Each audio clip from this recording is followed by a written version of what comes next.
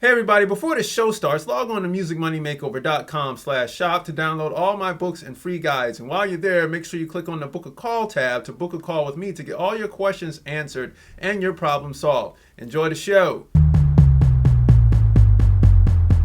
Hey everybody, welcome back to the Music Money Makeover Show. My name is Casey Graham, and on this episode, yes, I'm getting into Tina Turner's latest documentary. All right, and I'm gonna jump on 10 facts about it. All right, 10 facts in this documentary that I think a lot of people will skim over.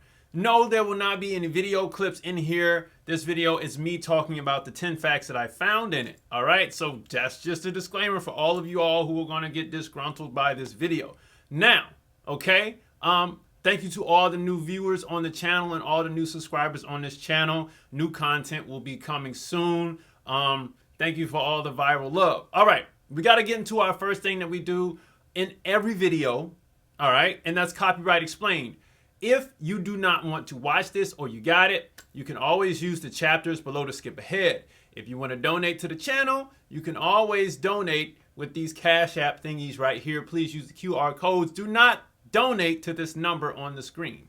Okay, let's jump into copyright explained. Copyright, the sole right which an author has in their own original literary compositions. The exclusive right of an author to print, publish, and vend their own literary works for their own benefit. All right. Now, of course, with the copyright, there are two rights of copy. The music industry operates and revolves around these two copyrights, and that is the masters and the publishing. All right. The masters refer to the sound recording copyright, sound recordings as in records, masters, phonograms, or the audio recording file, i.e. the WAV, MP3, AIFF of the composition and or song. Now, you can collect the royalties due and the proceeds due from the master recording from your distributor. All right, for those of you all who are independent and not signed to major labels, that's places like TuneCore and DistroKid. You can also collect the sound recording performance royalties from PPL over in the UK and Sound Exchange here in America, even though America does not pay for sound recording performance royalties in all aspects. All right, you can also collect from PPL if you live in America as well. Now, publishing is considered a performing arts copyright. Performing arts as in the composition, sheet music, MIDI files, publishing, or song to be performed. The performance royalties for your publishing can be picked up at BMI, CSAC, or ASCAP here in America, PRS over in the UK, and then the mechanical royalties for that publishing for that song can be picked up at HFA, that's the Harry Fox agency, Music Reports, the MLC, and over in the UK, MCPS. You can also pick up your digital lyric display royalties at Lyric Find and Music Match. Now, there are 6 rights of copy to be exercised to the fullest extent of the United States Code under Title 17, and that's the right to reproduce, the right to prepare derivative works, the right to distribute, the right to public performance, the right to public display, and the right to digital performance. All right, everybody, let's get into my first point in this Tina Turner documentary. Actually, before we do that, I just want to say this documentary is one of the best documentaries that I've seen in quite some time. Like, seriously, like the story, the layout, the cuts and the edits. And I recommend you all to go check this out on HBO. It's been out for a week now.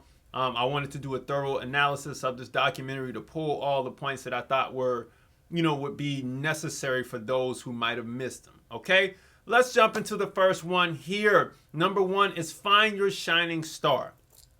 All right, now, of course, I don't have clips here to preface, but, without giving any spoilers, if you are a producer or someone who wants to be a musician and you're starting out in the open mic circuit, the Chitlin circuit, let's say you're bigger than open mics and you're trying to be the star player, but it just doesn't seem to work, chances are you might need to find someone to fill that void, someone that has more character, more pizzazz, more oomph than you, right?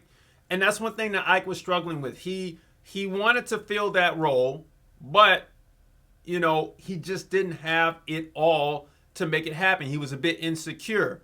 But Tina, he finally let Tina have a shot. And when she did, it was like magic. It was like clockwork. It fit so perfect. And from then on, it was the Ike and Tina show from there, right? Not literally the Ike and Tina show, but it was Ike and Tina Turner. That was the act. All right. So Point number two, let's get into point number two. Point number two is know your role, all right? It kind of has to do with point number one. But in knowing your role, right? This is something that Ike had to learn. Like, he had to learn that, oh, yeah, I'm not really the star player. I'm not. Like, I have to get used to that. There was a point in the film where he made the record Rocket 88, which is one of my favorite rock and roll records. I never heard the original version. I heard it from a different blues artist out of Memphis when I first heard it, and it was way faster than the original version. I fell in love with this record. I thought it was an amazing record. And even Ike's version is the original speed. But he wanted to be the star player, and the saxophone player took over the shine from that, right? And it became the saxophone player's record, all right? So, yet again, you have someone who's naturally there for the background because of their shyness or insecurity. They can't hold that spotlight well. So you got to know your role. So even if Tina took the spotlight for the Ike and Tina show, right? And then the saxophone player and his band took the spotlight for his song Rocket 88, that should let you know that you don't belong in the spotlight, you belong in the background. All right? Let's jump into point number three. Now, point number three is a big thing. Hit records show true colors. Okay? This is a real good point right here to make, because when the hit record first came out, or the first record came out for Ike, right? What ended up happening was contracts started to come around. All right, these contracts come around and people start to get a little antsy, a little anxious. All right? And this is a message to all the artists. When you start to see, people on your team start to get a little, their fingers get a little sticky. They need something. They got, oh man, it's starting to happen. I gotta have something. Let me let her know, or let me let him know. Hey man, I really don't want to charge you for this, but I have to. I kind of need this, and then they come with some huge outrageous number. Yeah, I've been taking pictures for you, but I just feel like, if I'm gonna follow you everywhere, I'm gonna need like $5,000 like to do this. Like what? You know what I mean? Or I've been mixing your records for a while, and I think I kind of I might need $2,000 per mix. Whoa, you know what I mean? Like, what happened to we were mixing records at $500 a pop. I'm gonna if when you start to see the rate go up, yes, you're look, that first hit record for you as an artist is not a key for everyone to come in and start raising their prices, because you don't have the money yet. You see what I'm saying? So you don't want to, if you see this happening, you have to check these people and let them know, hey, look, I just don't have that money. I understand if you don't want to rock with me like that anymore, but if we're going to continue this relationship and move forward, you got to build with me. I'm going to get you paid more, but if you build with me and you don't get too anxious on the money too quickly, then we'll have a great relationship. If you need to get paid this much right now and you just can't wait, because I'm already paying you.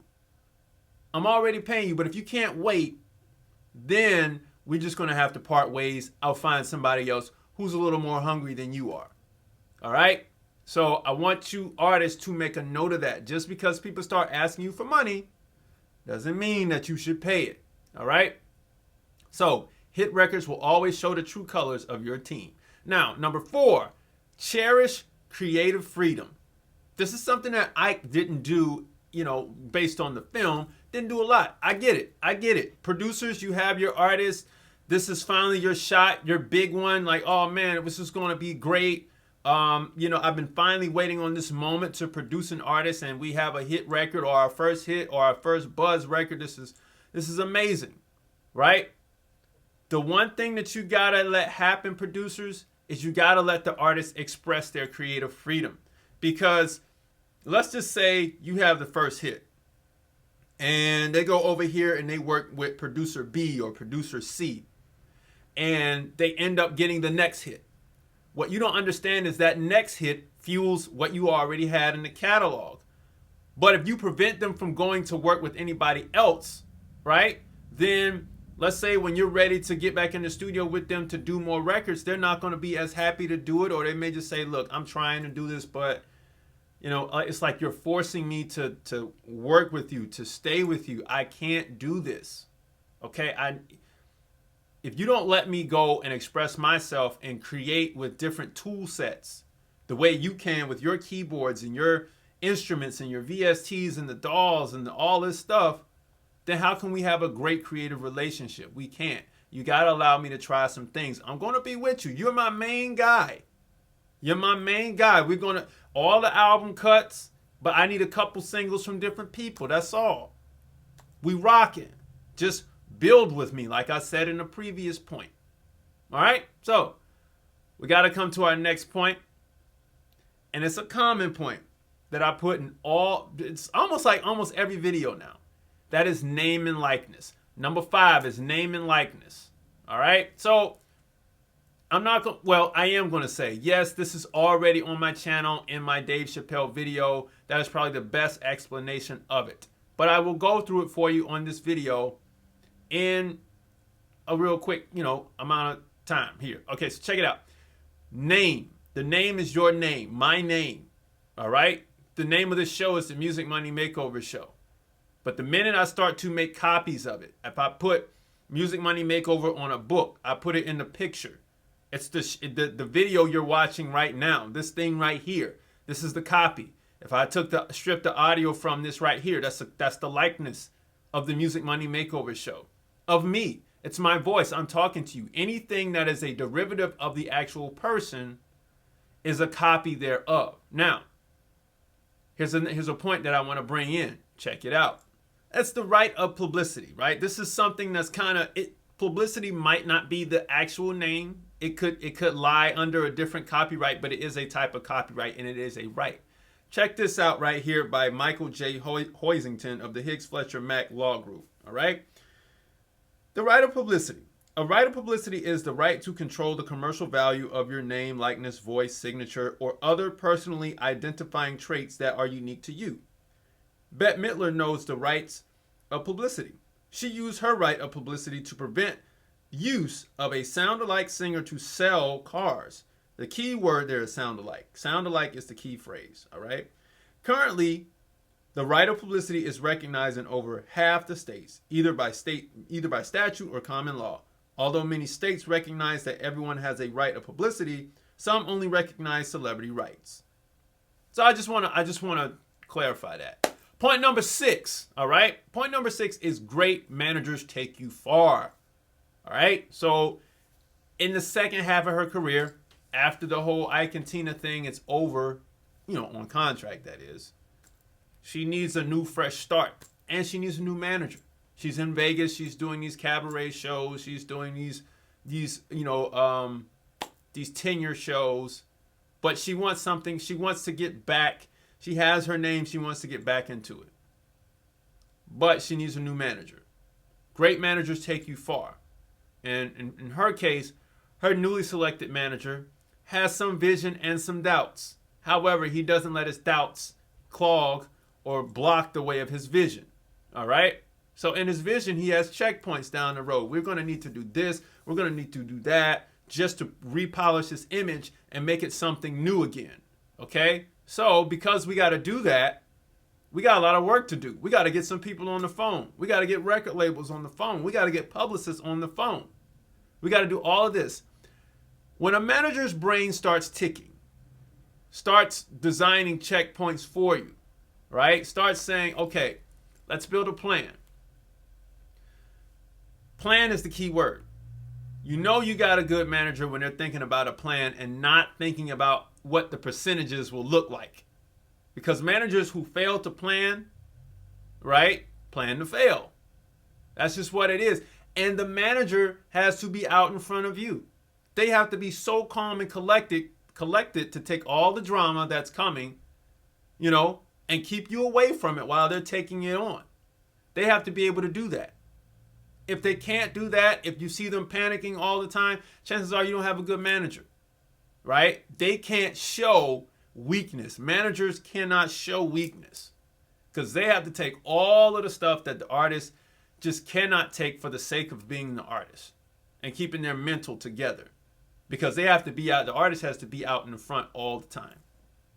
All right. Now, next point. Point number 7 is the art of great public relations. Now, here's some basics on public relations. Know your audience, know your message, know your objective. If you look at those three, if you have an objective and you have an audience but you don't have a message, your public relations campaign will fail. If you have a message and an audience but you don't have an objective, your public relations campaign will fail. If you have an audience and an objective but no message, it'll fail in and out. If you have an objective and an audience but no message, it'll fail. All right? So some of those I might have stumbled over twice, but you get the picture. Without those three, your PR campaign does not work at all. Nobody cares without those three. Okay? So in Tina's case, one of her objectives was to let people know that, hey, like, she wanted to get all the negativity, off of her. She wanted to have people to stop talking about the Ike and Tina situation once and for all. That was her initial campaign. So she wanted to tell this story, and she thought that maybe it would stop. It would stop people from, questioning her all the time about Ike and Tina. But it just blew it up bigger. All right? And so here's what I say to anybody who's running a PR campaign. If you're doing this, the PR campaign, look at the results from the campaign you just ran. Because from the results of the campaign you just ran, you're going to have to run another one. Almost all the time. Because now you're going to have to change the message or keep conveying the same message, right? Or whatever the outcome was, the objective is going to switch. The audience is going to switch. The message may switch. And usually these PR campaigns run for a 90-day time span. And something is at the end that will cause any one of those categories to switch, and you have to switch with it. All right? So now let's jump into the next thing. Number 8, key man clause. Key man clause. Let's read it. Let's pull up a slide. What is a key man clause? Protecting your best interest. That's really what it is. All right? Key man clause. A good music attorney representing the artist will make sure that there is language in the agreement ensuring that if the artist's specific manager leaves the company, the artist has the right to also leave the company and follow the manager wherever she or he goes. This language does not obligate the artist to leave the management company.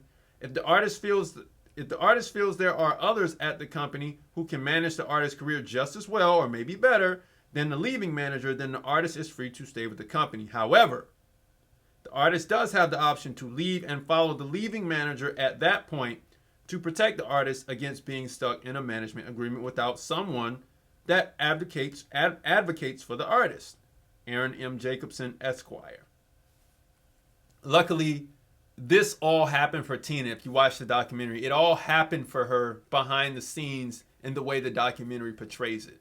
All right, she didn't have to leave, but it was executed. This method that I just read to you was executed on her behalf so that she could keep her deal at Capitol Records. This is after the Ike and Tina split and all that stuff like that. All right?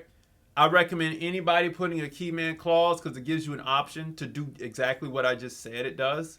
And then here's a little gold nugget. Like I've said this before on the channel, but I only mentioned it like at the end of one of these videos on here. If you can do a key man clause with your musicians. You can also do key man insurance. So if something happens to one of your musicians and you lose out on the show or someone wants to sue you, you have key man insurance. Oh man, they failed. We lost something. Something happened. You can call the insurance company. Hey man, look, my key man, he cut his finger and he wasn't able to do the show. And now I may possibly have a lawsuit, but I need to file a claim on this key man insurance policy that I have. Click. All right. So you can make up the difference. Okay? Key man clause. It's very important. Artists hate the biggest records. All right? I find this to be true because a lot of artists may sabotage their career because they get all the time in the world to make all this beautiful creation. We're talking about logical creation versus inspirational creation. You got colors on the right, you got black and white on the left, and usually it's the one time where your music producers, your A&Rs, the presidents, any execs, anybody that is formulating a record for you. I didn't say creating, but formulating through their way of creation. It's formulating it for you. And they'll come to you and say, hey, look, we got a lot of great records, but if you did this one, I think that this would be a mega smash hit for you. All right? And it's usually at the end of your creation of the album or whatever it is you're doing. I'm going to tell you artists to try it. Try it. Because if they took time to formulate this, chances are it's going to be a really great record for you. You had all your creative freedom with the colors of the rainbow, but give this black and white record a chance. Because if you add your color to this black and white formula that they made, chances are you more than likely will have a big record. And to the artists who never move on those scientific records, they usually shortchange their career. It's like, it's the biggest record you should have took, right? But whatever the universe has for you is what the universe has for you. But again, when those record men, those people who create and craft records and manufacture them, come and say, I think you should really give this a shot, give it a shot, because they ain't messing with you on all the other records anyway. All right, the 10th and final point right here. 10th and final point. Artists, it's your duty to express what the public is feeling.